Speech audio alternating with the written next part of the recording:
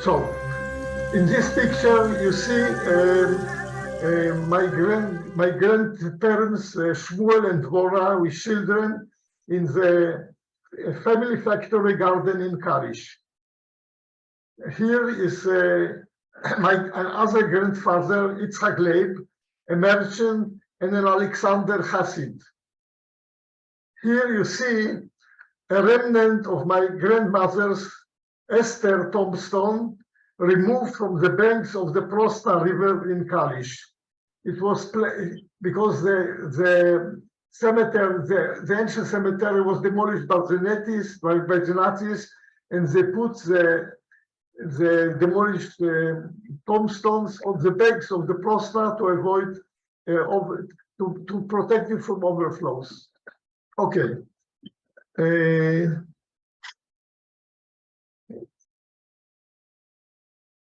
Here you see the family's lace curtain, jacquard curtains at lace factory, taken in 1936.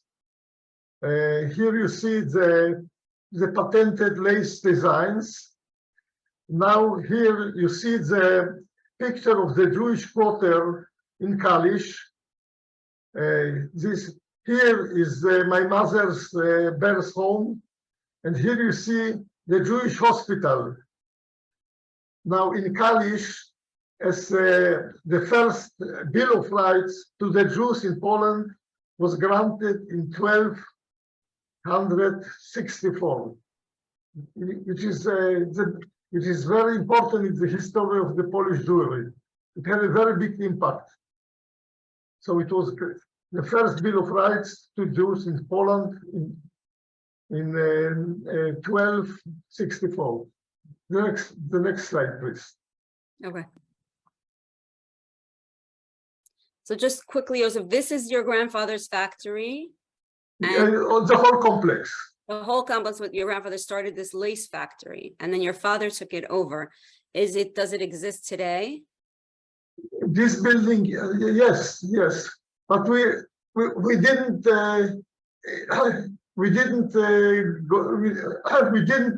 make a challenge to get it back, because we're just happy to stay alive and okay. Okay, let me get the next slide. 1 second. It was okay. I've seen it. Wow. Now this is my hearing mother, Tesha, and my deaf father, Moshe. He was deaf since he was 6 years old, as a consequence of scarlet fever. Now this is my brother Yitzhak and I, with my mother Tesha, in the Kalisz Park. It has a very beautiful park. This is a young Frania, a younger sister of my mother. She is in the story.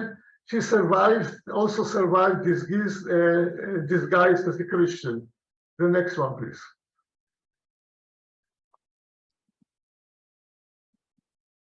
Now the grandfather Shmuel and Dvora, with 2 unmarried daughters, immigrated. You can show this. I can speak. This is the next. Yes, this is right. Okay. Now the grandfather Shmuel and Dvora, with 2 unmarried daughters, immigrated to British Mandate Palestine in 1933. Now in the picture, you can see he became rich already in Poland, and he became a Zionist, and he was able to bring a considerable sum of money to Palestine, and he bought a citrus orchard in Bnei Brak. You can see my grandfather sitting on a donkey. Here is my grandmother, and his Genya, his youngest daughter, and here is Rosa, his another daughter, unmarried daughter. Now, also Shmuel erected 4 Bauhaus style, Bauhaus style buildings in Tel Aviv. Oh, wow. And he sold all of them to build the state, to build the. I will show you what he did with his money. Next one, please. So this, just to clarify, this is your father's father who started the factory, and he became very wealthy from the factory in Poland. Yes. And then he moved to Israel, bought a lot of property in Tel Aviv. Yes. And did you meet him after the war? Yes, of course. Okay. Now, I can tell you, we are going to publish an autobiography he wrote down in Hebrew, and it will be published maybe in the next month. And I wrote the epilogue about what I remember from my grandfather. Very interesting. He was one of the founders of the Mizrahi movement in Poland. Wow. He was a Mizrahi. Okay. Now, what you see here, just a moment. Here you see the map of Poland before the Second World War broke out. Today it is different. Now Poland was divided in 3 parts. When the war broke out, it was divided in 3 parts. In the east, till the Bug River, it was conquered by the Soviet Union. Following the Molotov-Ribbentrop Pact, there was an agreement between Stalin and Hitler, and the Soviet Union invaded Poland and took all this part. Now, in the eastern part of Poland, it was annexed to the Third Reich, and it became a part of Germany, of the Nazi Germany.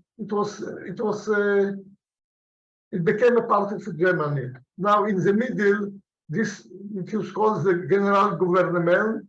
It was the occupied part of Poland, with Warsaw, and here is Warsaw.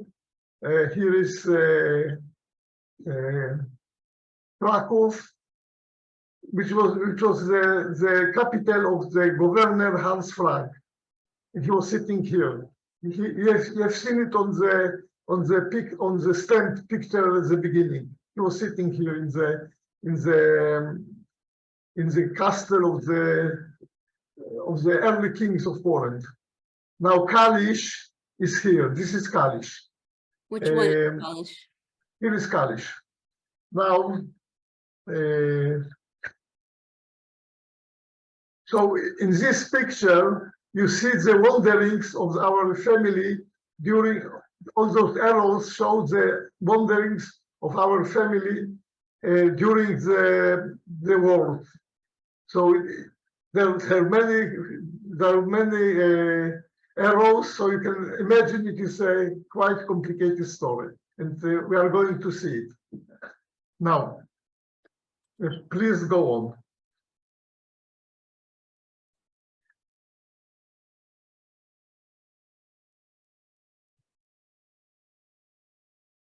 Okay, so now this is the next picture. Okay.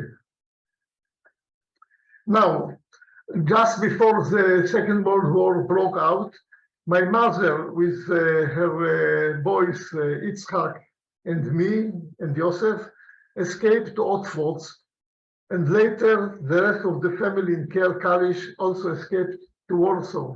Otwock is near Warsaw. Now, the Wehrmacht, the German army, entered Kalisz on September the 6th, 1939. Now the region, which was called Warteland, that means to say the land of the river Warta, was annexed to the Third Reich, and it was declared to become Judenrein. that means free of Jews. You know the expression Judenrein, yes? Up to February 1940, a very short time period.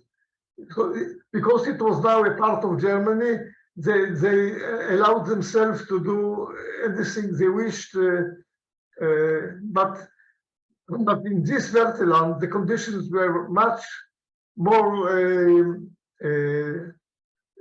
severe than they were in the capital, Berlin.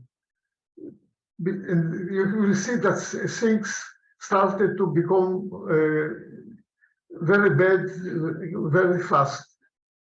Now, my father Moshe remained in the city for 1 year to train ethnic Germans who were expelled by the Russians from the Baltic countries, and my father stayed by order of the from Berlin by order of the Gestapo to train the ethnic Germans in the family factory, which was modified to serve the military and economic needs of the Nazi Reich. So they were using camouflage networks, nets, and maybe nets against mosquitoes and so on. And also they were still producing lace curtains for the economy of the German for the German economy. Now, the Kalish Jews were transported in cattle wagons to the cities of the general government in 10 deadly transport, dated the 2nd till the 14th of December 1939. So already a short time after it was conquered, they decided to make Kalish Judenreich, and there were the 10 transports. But many of them escaped before that, and they gathered mainly in the general government, including us, because we went to near Warsaw, to Oxford. Now, only about 620 sick, disabled, old people, and orphans, and also some forced laborers remained. There was an open ghetto formed, and the heart of this ghetto was the Jewish hospital, which was built in the 19th century by the Jewish community. A very good hospital. And those unfit for work were gradually murdered in gas vents with carbon monoxide gas, also serving as guinea pigs before the Komem extermination camp was activated using this method. So, and I am doing a research about what happened there at this time. And I hope that we'll have an article. We submitted it to Yad Vashem, and I'm working on it just now. This is almost finished. Now, this is now here you see Jews escaping from Kalish after it was occupied.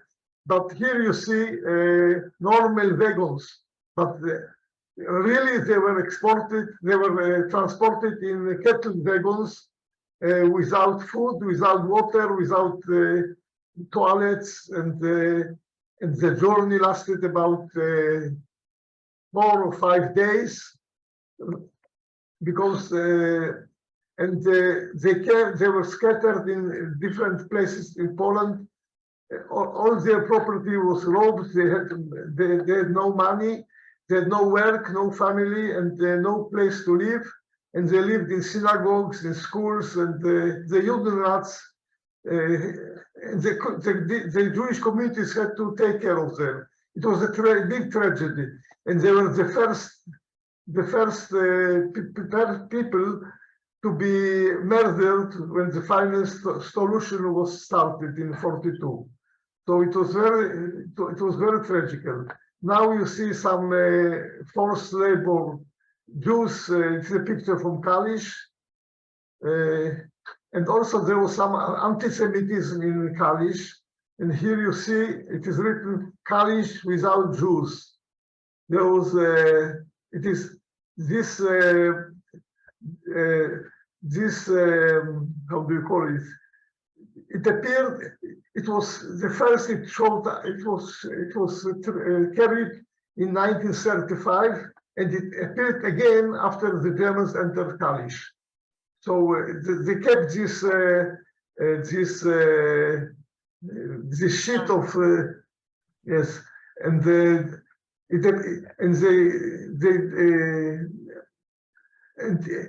appeared again in after the conquest, because maybe the Germans, there were some anti-Semitic persons, they wanted to get rid of the Jews, and it was before the transport, before the expulsion of the Jews. Okay, the next, please. Just one question. You said your father remained during this time when they were saying they don't want Jews there. They knew he was Jewish, but they knew he was working, right? They knew he was Jewish? Yes, of course. They knew he was Jewish. Everything was known because our family was well known in Kalisz as Jewish family, yes. And my grandfather had a beard, and he was keeping all the. He was going to the synagogue and so on. Now, okay, the next one, please.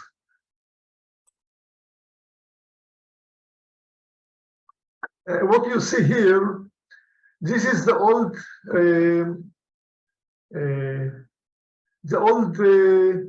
cemetery of Kalisz. Here it was established in 1287. It was very old with many layers.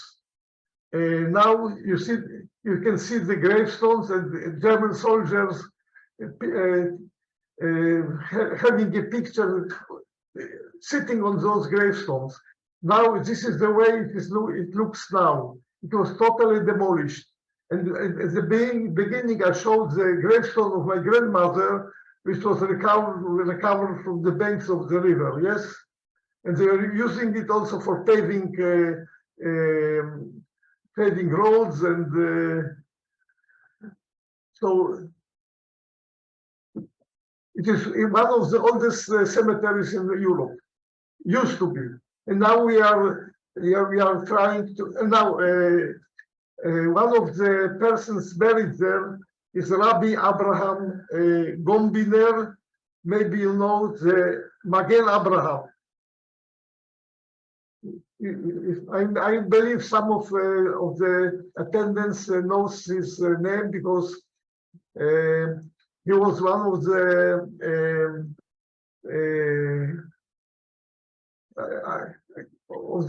he wrote comments for the Shulchan Aruch. Yes, Rabbi Solomon, you're nodding your head. Yes. Yeah, you've heard of him. Yes, of course, we study him.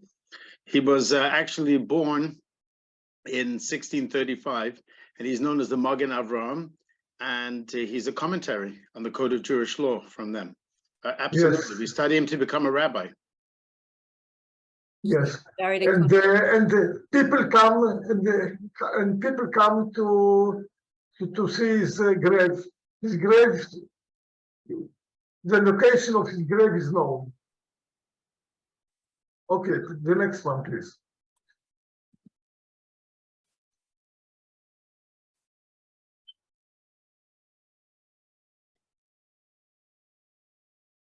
Now, when in Kalisz, my father was looked after by the Gestapo for smuggling hidden goods to families in Warsaw.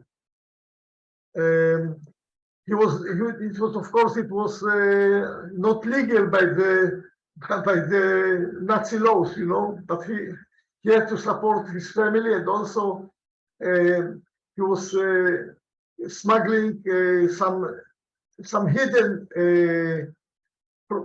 property of to the Jews who were expelled. They had now no means of living. So he was the Gestapo was at last was looking after him. He was so he escaped to join us at the Oxford's ghetto. It also there was already a ghetto, and we were in the ghetto. So he was altered by and coded them a message, and we escaped by train from the ghetto in Oxford and arrived incognito to Sandomierz. Now, in Sandomierz, we lived in this attic, in this house. It was owned by a Jew near the Jewish cemetery of Sandomierz. Sandomierz is a very old city. Now, Benjamin, the husband of Rania, the sister of my mother,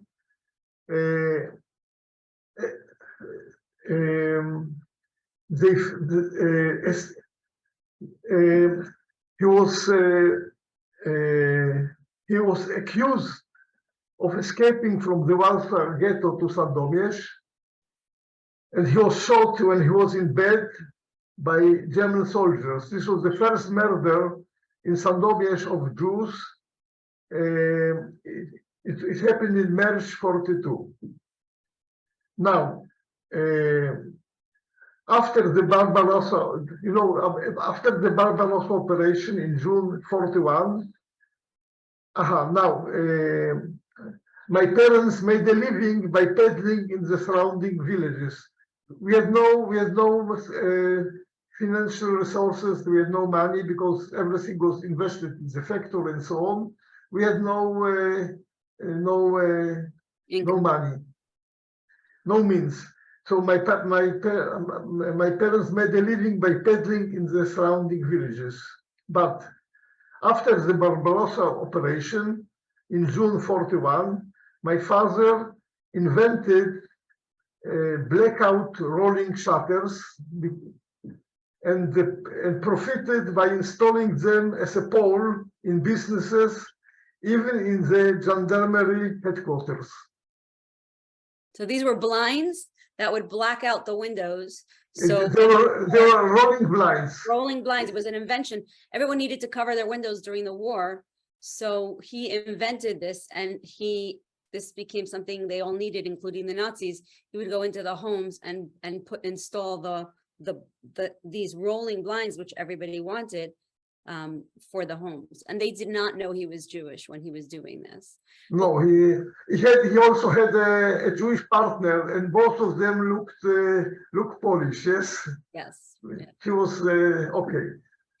Just one question about this house and this attic. I know your father built all the furniture for it. You speak a lot about it, but one thing that you mentioned was that right down the street where you could hear was a house with the Nazis that lived right down the street. And you would watch. No, I cannot follow you. Please let me go on. Okay. Okay. Go ahead. Should I go to the next slide? No, not yet. Okay. Now, so we lived before. We were living here in this attic. It also had a small balcony, but it was removed later. Now, this is the old synagogue of Sandomierz. It was built in 1768, and this synagogue, and one of the transport from Kalisz went to Sandomierz, and the refugees were living in this synagogue. Yes, and later it became a part of the ghetto. Now, in June 42, we moved to the ghetto.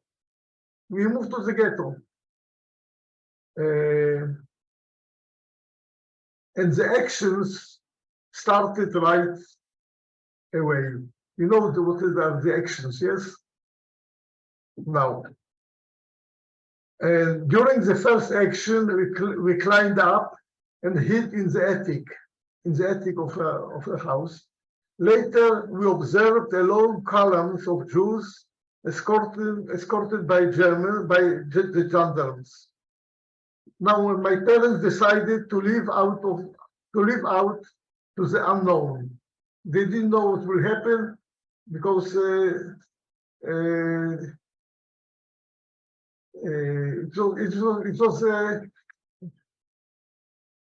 was a condition of uncertainty. You know, it was nobody knew what will happen the next day. So in this uncertainty, they decided to live out to the unknown. Now my father sneaked out of the ghetto to Warsaw and to Częstochow by train, which was very dangerous, to falsify Catholic identities. At first, he smuggled Frania and Yitzhak out of the ghetto to fearful Krakow. Krakow was very fearful. It was full of gendarmes because this was the capital of the general government. There were gendarmes and spies and don't mention what else.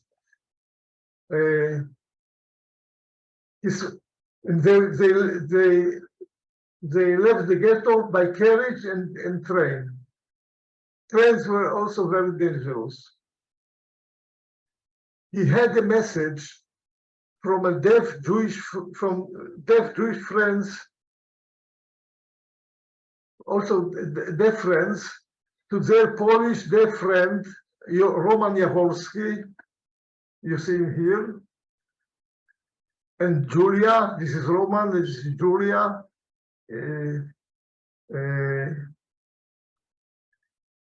who agreed to host them. They agreed to host them, which was extremely dangerous, you know.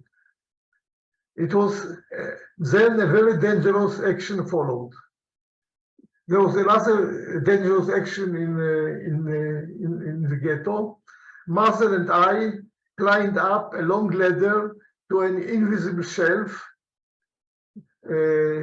quite long ladder, and our few companions pulled the ladder up, and we hid in a small wooden shed there. The Germans searched with torches and dogs in vain. Later, father came back and smuggled mother and me in the same way to Roman Jaworski's apartment. So we also arrived by train, by carriage, by train to this family in Krakow.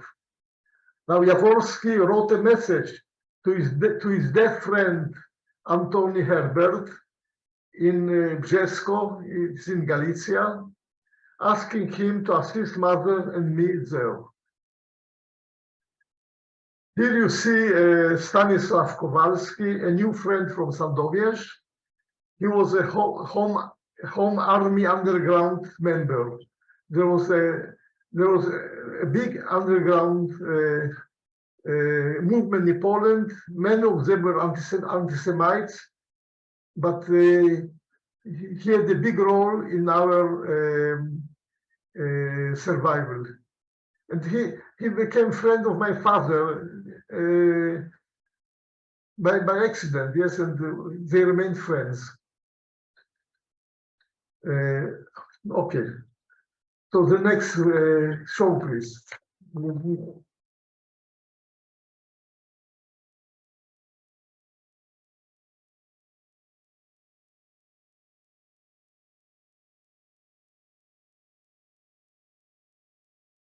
Now you can see this is my mother's false marriage certificate.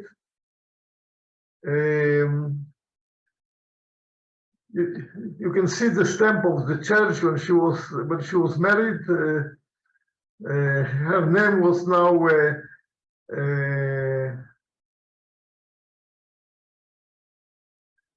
Mirosława Krystyna Łągiewska, and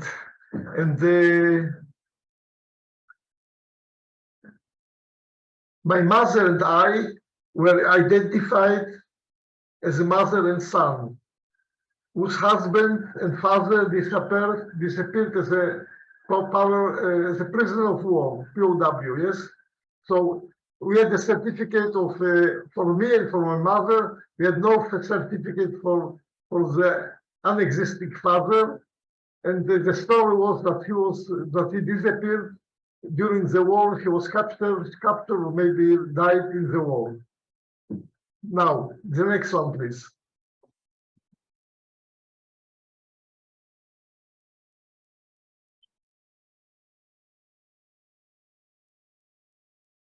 Now, this is a certificate of my birth certificate and my baptism fake certificate. Here's the stamp of the church, and it was, you can see the German eagle. So it was approved by the German authorities. So my name was now Marek Wojciech Łągiewski. Now, father Moshe and Yitzhak bore unconnected identities. So my father became a distant relative, and I had no family connections with my brother who had another name, Marian Dąbrowski. My father was Mateusz Filipowski. Next one, please. Yes.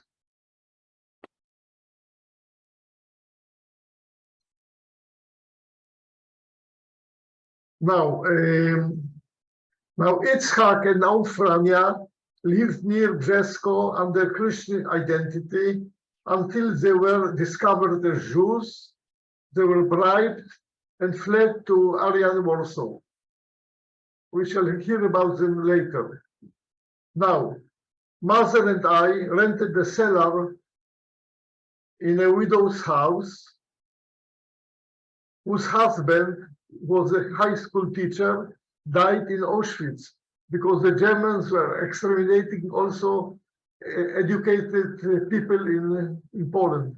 They were exterminating high school teachers, professors, officers, and also priests. Now, we lived, these guys, as Christians. We visited a church on Sundays and holidays. I want to add, we are very lucky to be very fluent in Polish. As a matter of fact, I didn't know Yiddish, so I had no Yiddish accent. I had fluent Polish, not worse than the Polish boys and girls. Yes. Now, my father was coming by train, which was very dangerous, from Warsaw just on holidays. Here you see, here is my mother, my father, our landlord, her daughter, and her son.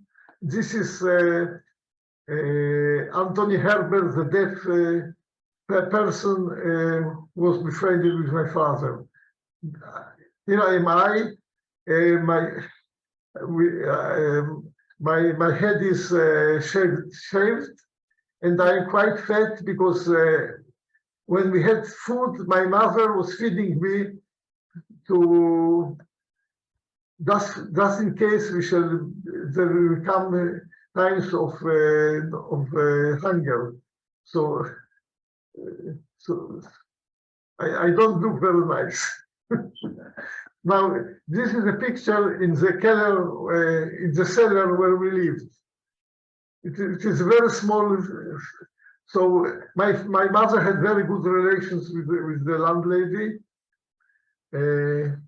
Now, my father, when he came on holidays, made friends with the deaf people, Antoni Herbert, and the young Eugeniusz Woza, another young deaf person. They were just happy to be able to be together and to speak with the deaf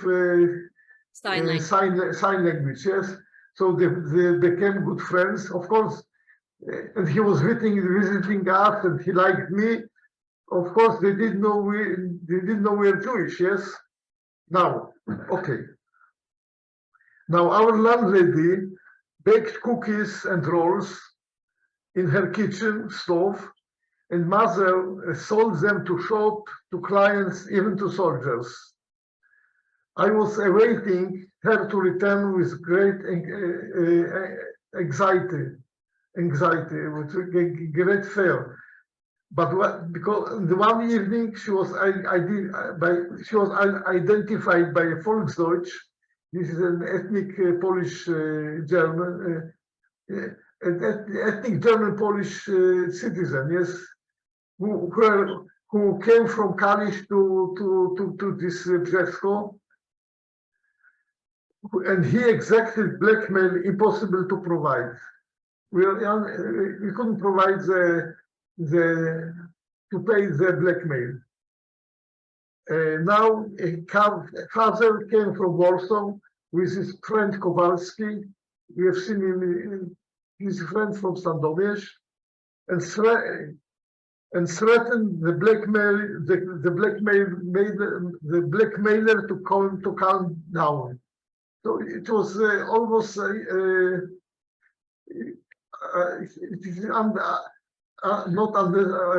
can be understood how a deaf Jewish person with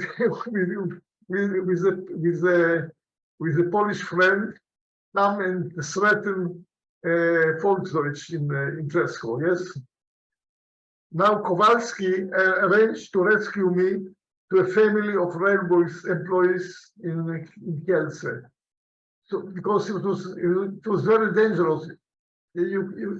Of course, you never know what people talk. Yes, this blackmailer could speak, and everything would be finished with us. You see, so I was rescued to Kielce, and I stayed there with them for about 10 weeks. Can I ask a question? What about your mother? Because the man recognized your mother as a Jewish woman. He threatened her. Did she stay there? You left. They found her in please speak slowly. I cannot follow you. Did your mother stay there after? Yes, she stayed, and it was very dangerous because she was afraid she will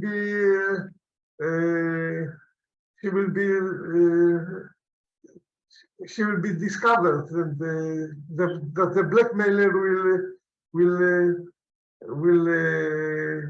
discover she's from Kalisz, Jewish from Kalisz. Yes. Yeah. So you see, the story is full of miracles. You see. Yep. Now, in Kielce, I was photographed. I was I was afraid. They asked me to be taken a picture. I was photographed with fear. I thought it is connected with the Gestapo agents, but I couldn't resist.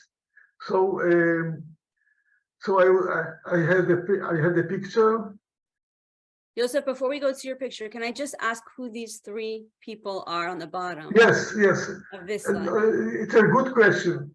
Now, my brother found a hiding at the house in the middle of Warsaw, in an apartment, in a building in Warsaw, in the heart of Warsaw, named Leopolda Kropieska. Her husband was an officer of the Polish army, a professional officer. He was in a POW camp called Woldenberg. Now this is Basia, her daughter, and Wojtek, her son. This is my brother, Yitzhak. This one? This is Yitzhak, my brother. Oh.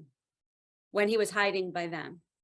He was hiding by them, and you must understand, those children had to keep quiet. They knew everything, and they went to school, and they had to avoid bringing friends, and They were real heroes, those two children, yes? Of course. Okay, so please go next. We shall come back to this family. Sure. Now, okay. So here's the picture you were talking about that you had taken. Here's my picture. I was given this mariner suit from the people, and for the first time in my life, I wrote down a message. I didn't learn to write down, but I was looking how my brother was writing, and I learned to write, and it is written, dear grandma and grandpa, this is the way I am looking out. I look. As a matter of fact, I am already grown up. Please don't forget about us. And this is my Polish nickname, yes? And you can see here, there are threads.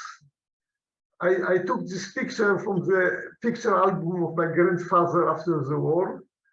And this picture, this is at the back of the picture. It is the same picture. And it was sent to the POW camp, Goldenberg, and I will tell you later how it happened. And this is also the picture of Kowalski, who from Sandomierz, who took me to Kielce. Okay, so please the next one. And then just a moment. This is a letter sent from the Goldenberg POW camp. The address was the address of my grandfather in Tel Aviv. Wow. Because he was corresponding with my uncle also, you know, this is my uncle, yes, Salon Bloch, and he was also imprisoned in the same camp. In this camp, they had a barrack of about 80 Jewish prisoners. They kept them just for the Red Cross to show that they are obeying the Geneva Pact about the prisoners of war, because they wanted that the Allies also will treat the German prisoners in a proper way. So this is my uncle, Salomon Bloch, who was in Woldenberg. Now his wife and two children, Ninka and Marek, were in the ghetto, yes? They were in the Warsaw ghetto with their mother. Are you able to see the picture of them here?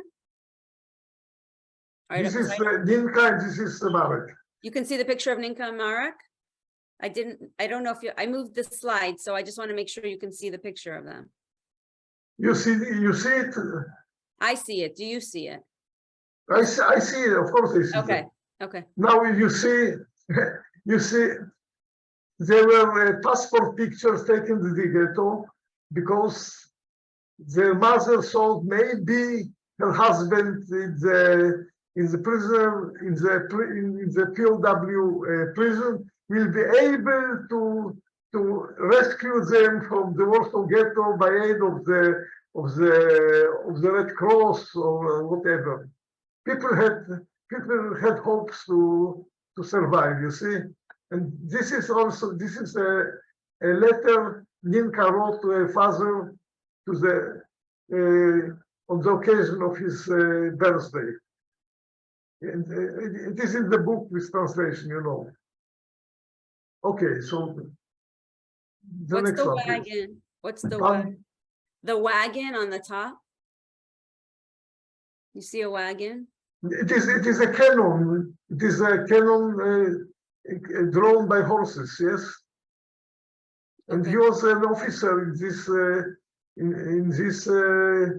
artillery unit, light artillery, and he took part in the war, in the 1939 war, and he was captured and sent to the.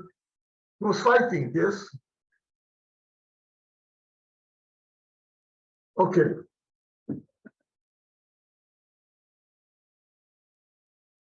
Do you see the next slide? Yes, I see it. Okay, okay, so it's working now differently. Okay, I realize what I need to do. Okay. Now, just a moment.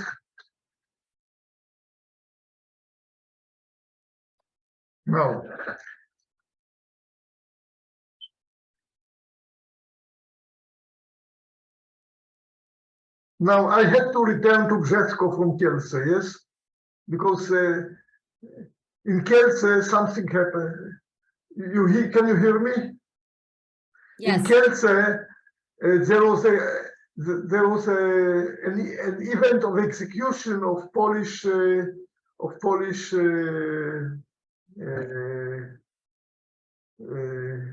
maybe underground activists, and my hosts were afraid to keep me, so I had to go back to Brzesko. I had a blackout. I don't remember who brought me to Kielce and who took me out of Kielce, and I don't remember the names of my beneficiaries, and I don't remember the place. I was trying to find it out after the war, but I had only some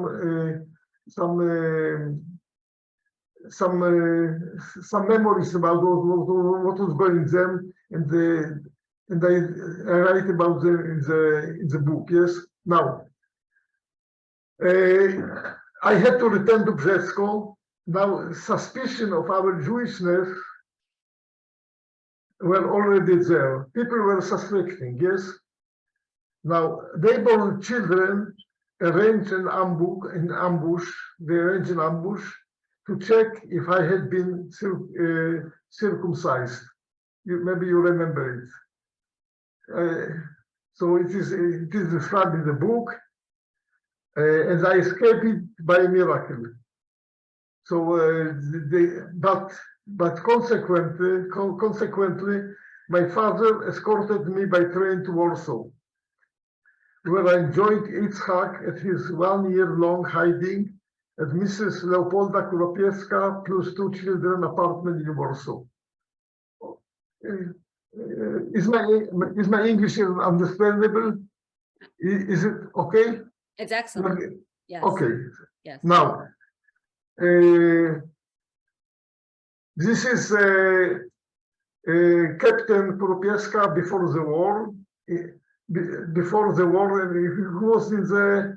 he was in the camp, yes, and he got in touch with my uncle, who was also there, and he gave his consent to his wife to be keeping my brother. Wow.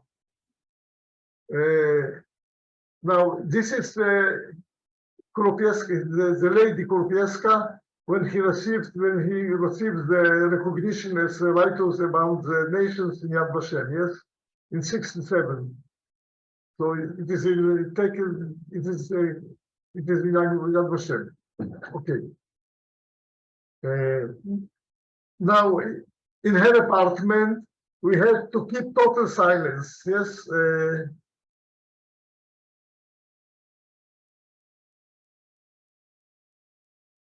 Now, after 2 months of hiding, I was discovered in a specially built hiding compartment together with 2 Jewish women by a policeman and a civil. So, in addition to me and my brother, she was keeping at this time also another 2 Jewish sisters from Częstochow. It was a small apartment. There were a big kitchen and 2 rooms, and she lived there with 2 children, and you can imagine how brave she was and how generous she was. Yes. Okay. Wait, Yosef, before you move on, so this is the part of the story to me that, you're reading it. I know you're not going through all the feelings people can read in the book, but she had built a special hiding place inside a closet. She built another. I will. Okay. It is on the. Yes. Okay. So I was discovering a specially built hiding compartment together with two Jewish women by a policeman and a civil. A bride followed, yes, a bride followed. Yitzhak was not discovered sitting upon a high shelf above. So this is what he wanted to add, yes? And he kept silent. And after what happened, okay. So the two women and I had to leave, but she decided to go on with keeping my brother Yitzhak. She loved him very much, and she stayed with her. But I am telling my story now. Now, having no other choice, I was temporarily transferred by Stasha Kolski, this is Stasha Kolski, to the Warsaw apartment of Zofia Kałuszko, this is Zofia Kałuszko, and her son, Jan, where my mother's niece and her father were hiding. This is also, there was another apartment in Warsaw when the niece of my mother and her father were hiding. And this mother and son were keeping them, yes. And there is a big story about them. I cannot tell it. It is now the stories. Some of the stories documented in a book by Moshe Aryan, who wrote a book about the Warsaw ghetto rebellion, and I gave you some information which appears in his book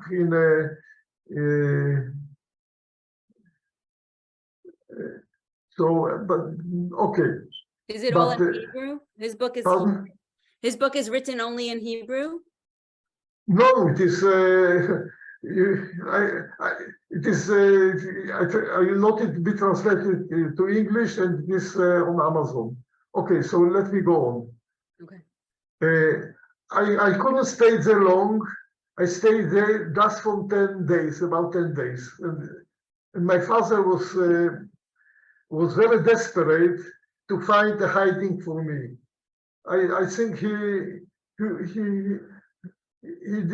was unable to do it because it was very difficult to find a hiding. So he traveled to Brzesko again. He approached the family of his dead friend Eugene Loza. You remember there was a young deaf man he was friend with. He confessed that he was my father. And a Jew.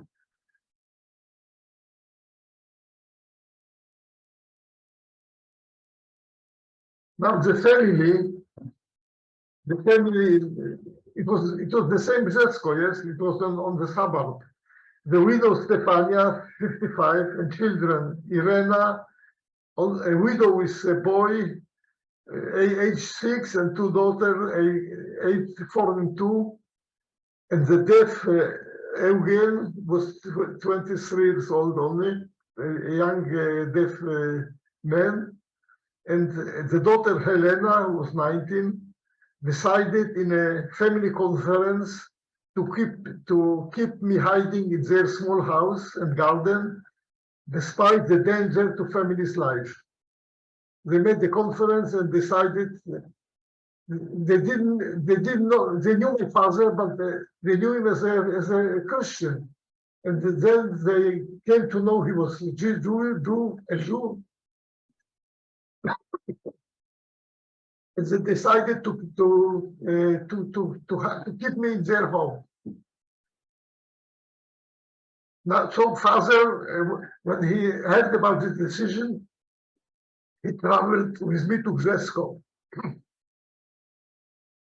After a short time, connection with my father was cut off, and the family kept me without financial support. Because later they were obliged to provide an in-house lodging to a German soldier in the house, yes? And then to a second one. I was extremely scared that my identity will be revealed with the capital punishment to the entire Novak family. Because if I would be discovered, the punishment would be killing the whole family with their children. As, it happens sometimes, yes. So, so in the house we had two German soldiers, yes. We thought I was a Polish boy, a Christian boy, yes. Now, one night, the house was sealed by the Gestapo for 10 days. So the Gestapo came into the house for 10 days long ambush. It was called the cauldron in Polish, kocioł, to see what's coming in. They were in the house to see what was coming in. On the next day, I saw a row of soldiers digging the whole garden through in search of weapons. They were digging the house looking for weapons. They had some information. And the weapons were actually removed by Stefania on the day before and concealed, and she concealed them in the ashes drawer in the stove that had been inspected beforehand. So there were weapons that had connection with the underground. They had hidden, they had buried weapons in the garden, and there was some rumor, and the Germans were digging the whole garden. It was about 2,000 square meters big, yes.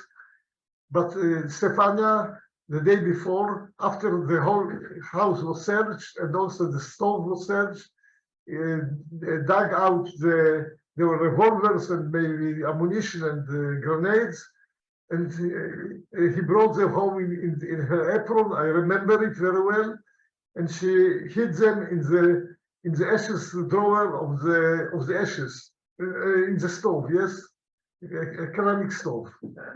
Now.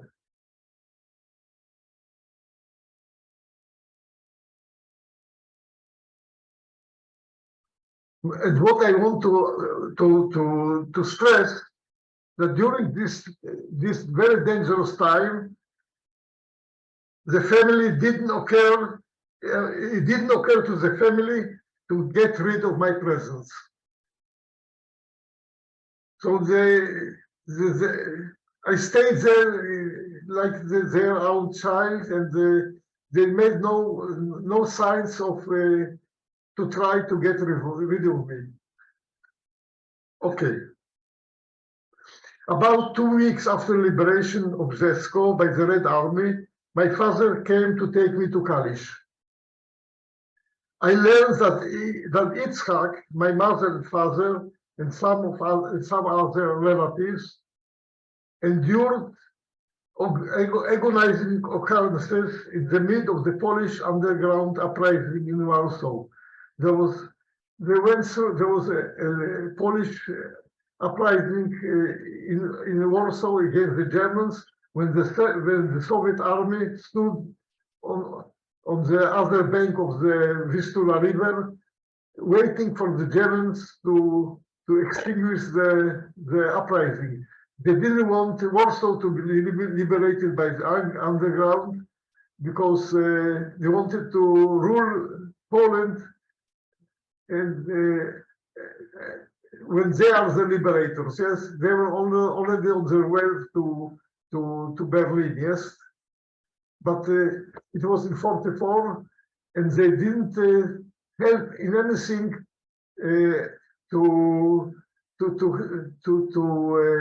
and about 200,000 Poles were killed in this uprising, and my brother, mother, and sister, and also the niece and her father, and not her father and the mother, were also living as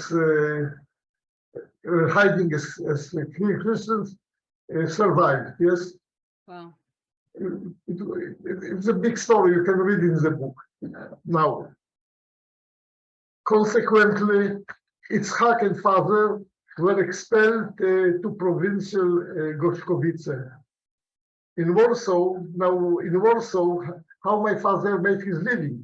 In Warsaw, father was employed under Catholic identity as expert mechanics in Walter Teben's factory of far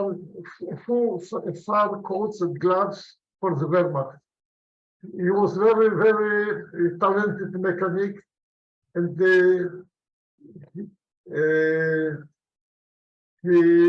he found a job as a senior mechanic in a German factory, which was sewing fair coats and fair gloves for the German army fighting in Russia, and he learned the practice on the spot. He didn't know those machines before. He just dismantled one and two machines, and from this he learned how to maintain them. Yes, okay.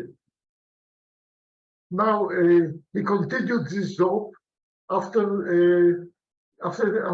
his deportation. This factory was removed to another place, and my father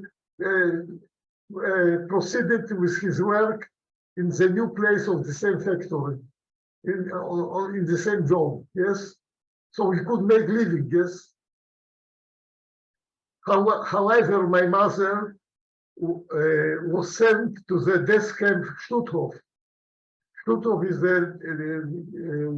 is a extermination camp near the Danzig near the Baltic Sea. Yes, it was, but she was as a Pole, but there were also Jews from Latvia and from Lithuania and from Lithuania and from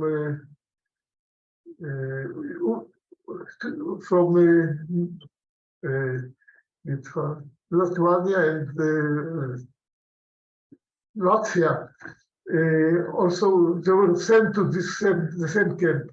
Now, during the evacuation by death march in January 1945, there was a death march in January when the Soviet Red Army was approaching. The camp was evacuated on the death march, what is called, and she managed to escape the death march under gunfire, and she was not hit, and she survived. Wow. Now, we returned to Kalisz in January 45, having no messages of life from mother. We returned in January, maybe at the beginning of February, to Kalisz. My father returned, also my uncle from the prison joined us, and my brother. Only in May 45, she knocked on the door of our apartment, and we knew she was alive. Her registration number in the Jewish committee was 127 out of the 26,000 Jewish Jews. Now, out of the 26,000 Jews before the war, only 277 returned to Kalisz, most of them from the Soviet Union. From the total 2,132 registered, only 68 persons survived in the general government disguised as Catholic identity.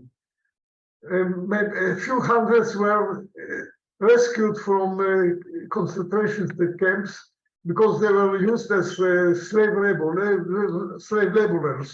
But the persons disguised as we were, there were, in Kalisz were only 68 persons. So now on this picture you see this is Stefania in Brzesko. This is Stefania, the 55 years old mother. This is the deaf Eugene Woza, and this is the widow Irena, who came to Israel and got for the family got the recognition as writers among the nations. So I have no more written notes. I can go on verbally if you have the time. Okay, here is the certificate of my father as a worker at the Tables factory. It had to be renewed every 2 weeks, and this certificate saved his life many times. Now this is the certificate of my mother in Kalisz, and it is written. No, it is my mistake. She was registered as 107 person who came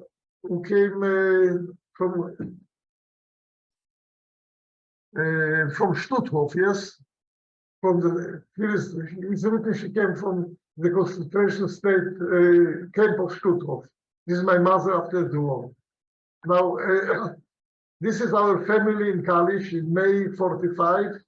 My father, my mother, my uncle, Yoseph and Yitzhak, yes.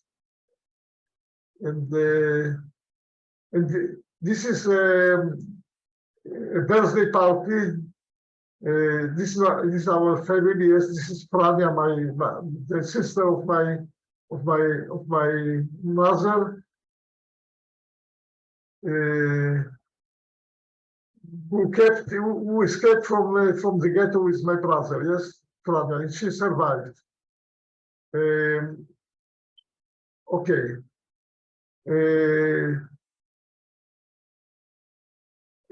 We left Poland in autumn 46. We went through. We spent almost half a year in France. I was sent to an orphan's house in Paris, a Jewish orphan house, kept by. She is a known person called by Lena Kichler. She wrote a book, My 100 Children, and there was a film about her. And I was sent to this house, and I make to it that a street in Tel Aviv will be called in her name. This is the street. This is the mayor of Tel Aviv. This is her daughter. It is I. This is me, and there are some orphans from this house. Wow. And this is my picture on the day my father took this picture. On the day we arrived at Haifa.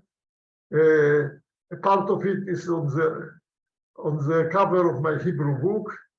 Now here you can see the British battleships, because it was at the time of the British mandate of Palestine.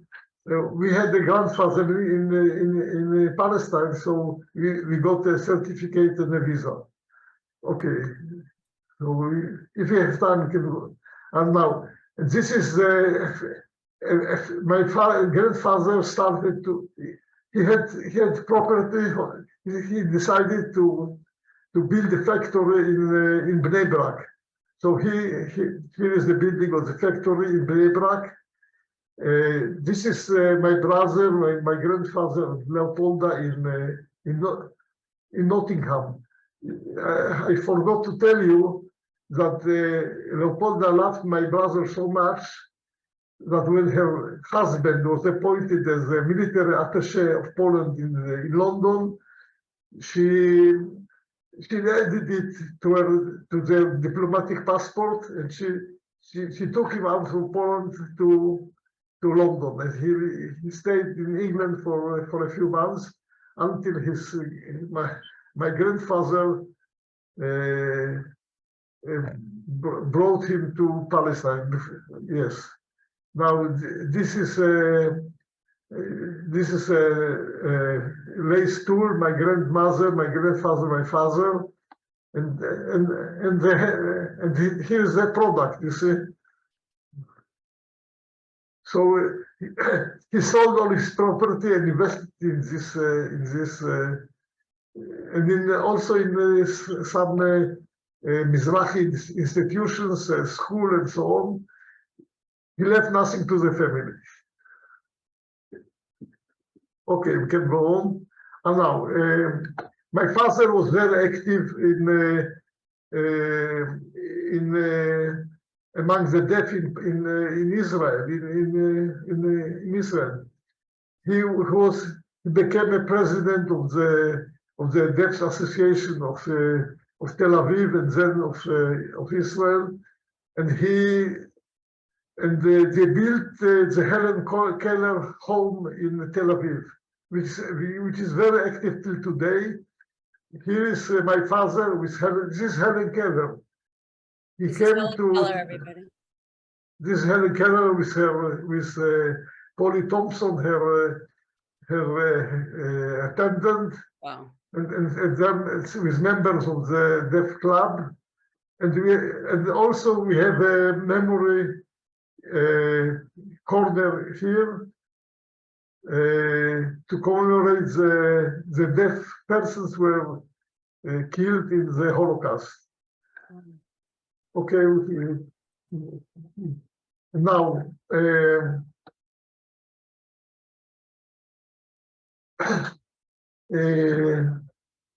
this is Azriela, my wife.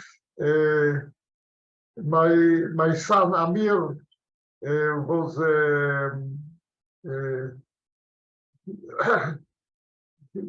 he's decorated by the staff of the head of the staff when he finished his officers training. He was chosen as excellent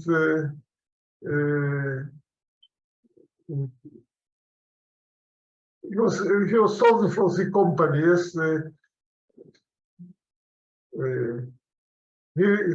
he also before that he was a paratrooper, and he studied mathematics, physics. He was chosen to study mathematics and physics in Jerusalem because he was an excellent student, and it was considered as a part of his military obligation to serve. Now this is my middle daughter Hila, and this is my youngest daughter Dea. Okay, and now this is another story. This is my mother-in-law.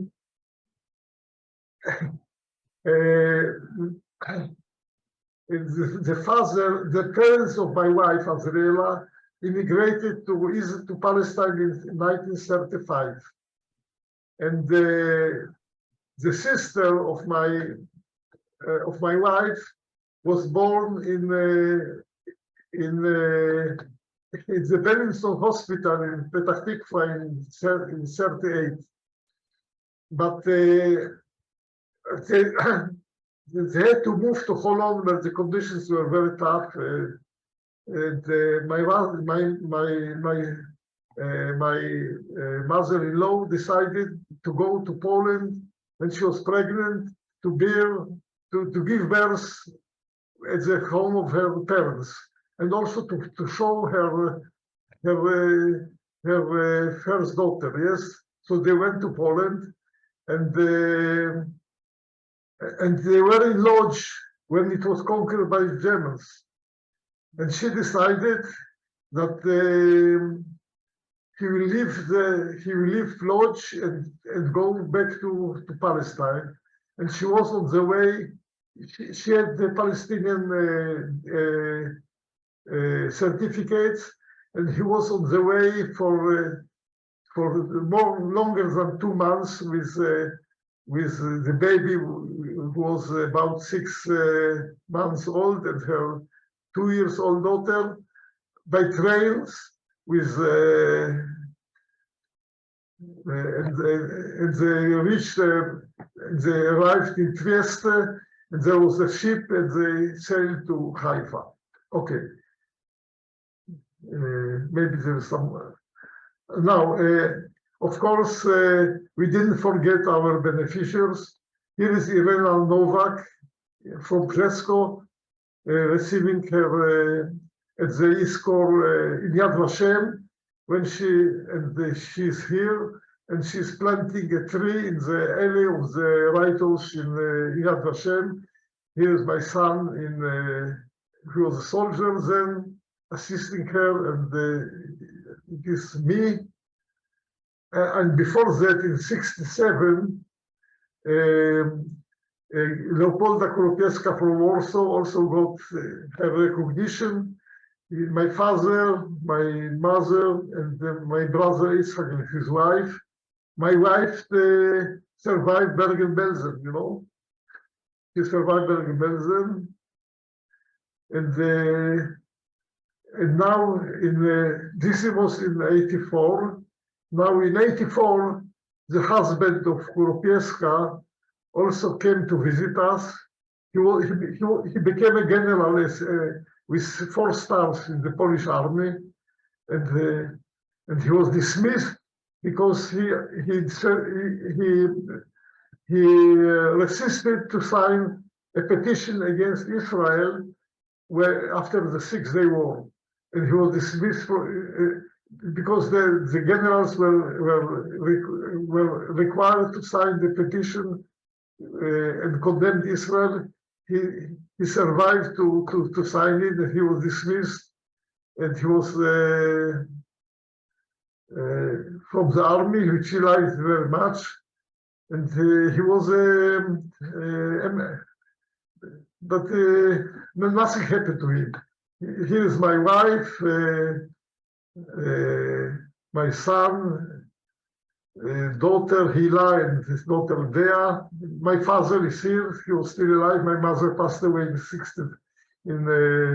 75.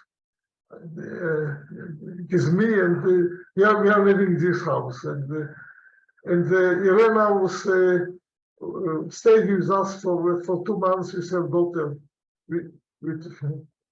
which was this time she was 2 years old, and now she became an engineer. She had engineering studies. Okay, so in 1992, because after there was possible to go to Poland, this is the home in Brzesko where we are staying. This is Irena, the son Adam, the 4-year-old daughter and the 2-year-old daughter, my wife and me. Here's my wife and me in a military convalescent house with the general who was dismissed, General Koropieska. Now this is we went to Zakopane to visit the deaf friend and his wife, and Zakopane, yes. So we keep in touch with all the families, and every Christmas and New Year I send them to the 4th generation of the 3rd generation. I send to each family 200 euros as a present. Today I talked with before this I had a talk with the grandson of General Koropieska and his wife, she came to visit us in Israel. And she and her husband worked for 1.5 years in Israel. He's from Sweden, and he's a physicist. And he stayed in Israel, and for 1.5 years, there was the Ericsson company. He was employed there as a senior employee. And this is the 90 years old daughter of Stefania Rosa in Jesko. Okay. And now we come back to Kalisz. This is a monument in Hebrew, Polish, and English that we erected in memory of the Kalisz community near the place where the chief synagogue was destroyed. They demolished the synagogues, and also they demolished the hospital, the Jewish hospital.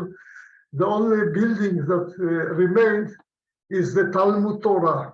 There was a very nice, you can see, the Kalisz had a very nice Talmud Torah building, and they didn't want to demolish it, they wanted to use it. So it is still here. And now this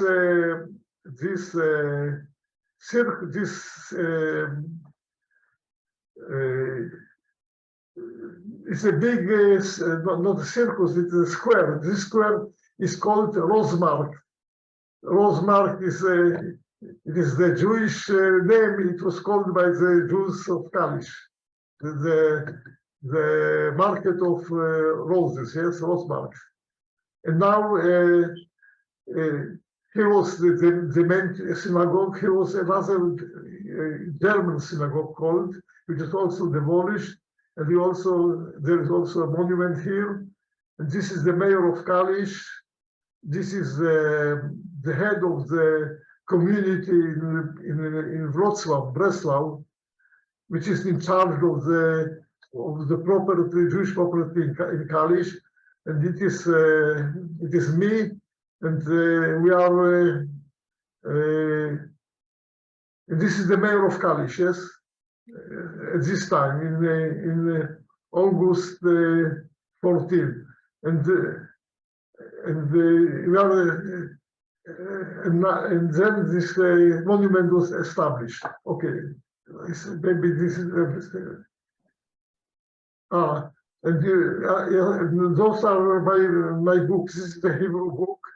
It is, you know, this picture, and this is the British visa we had. And this is the first edition of the English translation in it's called Kalisz and Grace. I think the story, this name represents the story, the Kalisz of my parents, and the 8 writers among the nations that saved our lives, and also the Grace. That's it.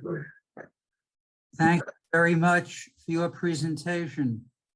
I have a question about the attitude of Christian Poles once the German troops occupied Poland, including your city. Were the Poles pro-German?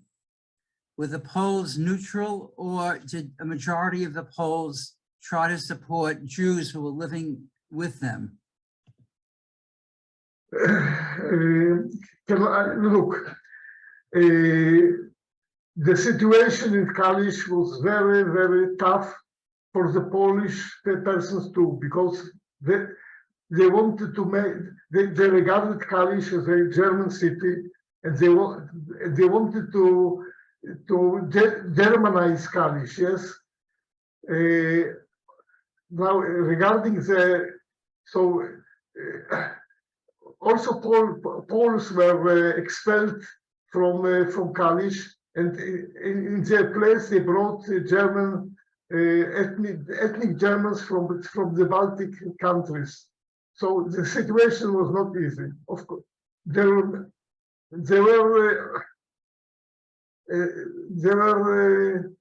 of course, there were anti-Semites, but there were also people who were friendly with Jews. For instance, when the Jews were in the concentration hall in the market to be transferred to the general government, they tried to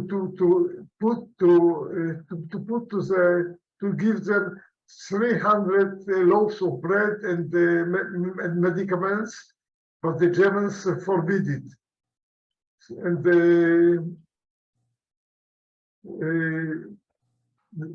there are not many writers among people in Kalish. I know about 2 families. And I think that today Kalish is quite Jewish friendly. At this time, they were anti-Semitic because there were also economic rivalries regarding work and employment and so on, and merchant and commerce. So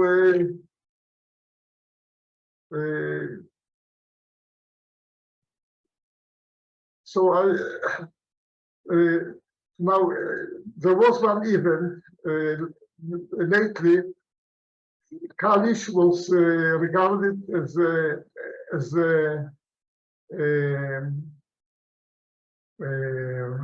a focus from which Jewish presence in Poland started because of this Bill of Rights.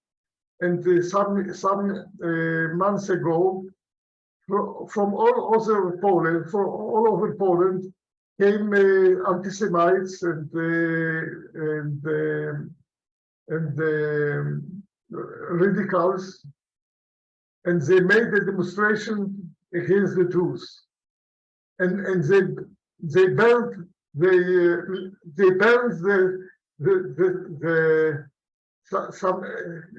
edition of the Bill of the Rights of the Kalish Jews.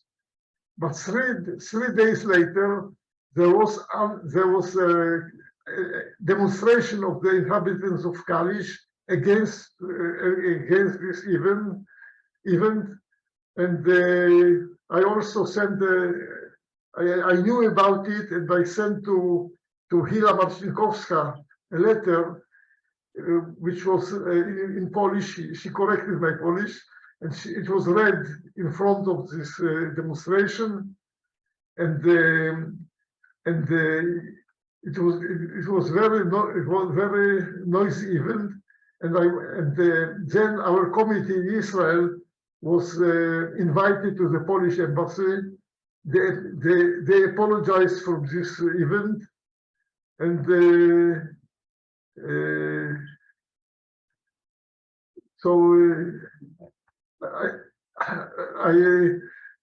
of course, I went through 8 writers among the people, so among the nations. So I cannot. So of course, I am personally indebted. But of course, there were the events of Yad Wabne and the murders of Jews, and also by the underground. It is a very complicated story, but I must tell you that the Polish literature is famous. It got several Nobel prizes, yes, and those writers are very they express feelings of sympathy with the Jews in their poems, but I think in the lower classes of the peasants, the anti-Semitism is still there. So it is different, yes.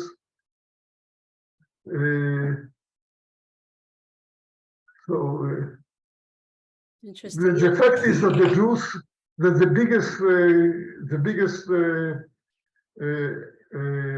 gola of Jews was in Poland. So for about 1,000 years, it says that life was life there was maybe better than in other places. So it is